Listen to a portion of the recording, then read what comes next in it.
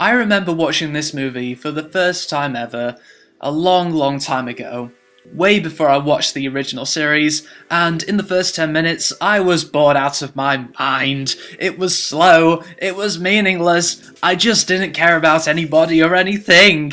So I switched it off feeling like I wasted my time. But now that I've watched the series and I know the characters better, watching the first movie of the rebuild of Evangelion, I found it to be a lot more accessible. The rebuild is all about turning the original Neon Genesis Evangelion series into a tetralogy of movies, with a bigger budget and glossier special effects to make money, I guess. It goes without saying, this movie is very good looking. Images that were flat and static in the series now jump off the screen with more vivid and shiny visuals, although technology with a more three-dimensional look. It does lose some of the awesome detail seen in the more two-dimensional anime. That said, the more expensive visuals work for the angel monsters, in particular the last angel, which has some real showing off of what 3D could really do for making creatures as menacing as possible while still making them interesting to watch. I like how, even though it was condensed from 6 20-minute episodes, it still maintained the pace, it still maintained the dramatic tone, and it still maintained the focus of the original series. And yes, it was fun to see it connect with the original series. However, it doesn't quite live up to the entertaining nature of the series. The series worked as a study of relationships, mixed with well-written comedy and strategic action.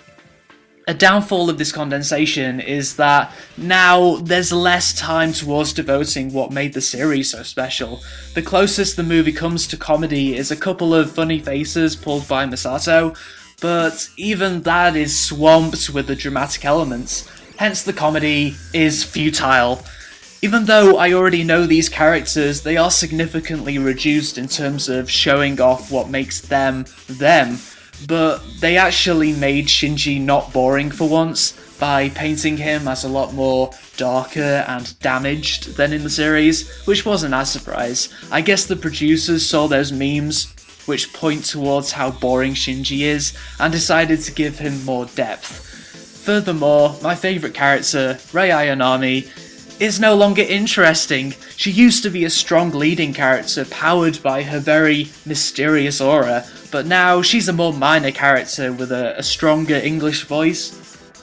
Oh, how I miss the old Rei voice, and as a result, there's not much point in caring about her anymore.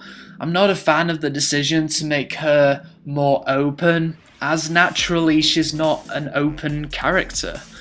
It was nice for the most part to see a more beautiful yet darker rendition of Evangelion, but it sacrificed too much to leave us with nothing new and nothing special.